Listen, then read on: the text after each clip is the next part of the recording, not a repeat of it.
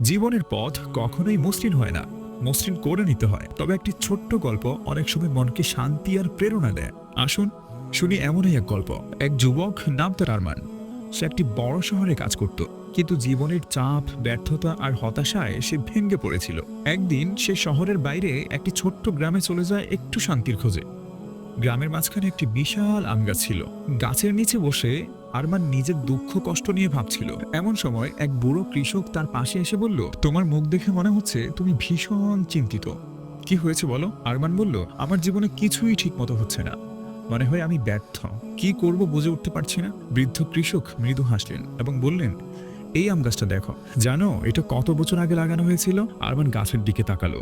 শক্ত শাখা, সবুজ পাতা আর পাকা আমে ভর্তি। গাছটি যেন জীবনের এক টুকরো গল্প বলছে।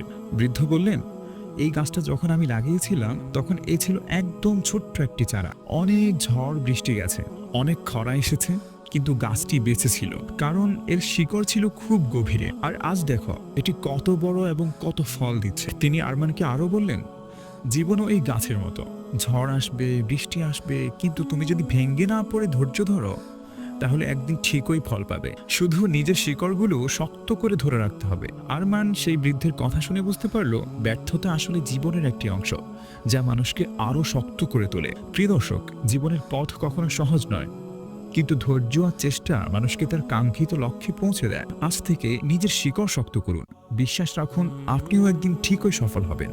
আপনার মন ভালো করতে গল্পটি কেমন লাগলো জানাতে ভুলবেন না। লাইক, শেয়ার এবং সাবস্ক্রাইব করে আমাদের সাথেই থাকুন। আরও নতুন গল্প নিয়ে আসবো ইনশাআল্লাহ।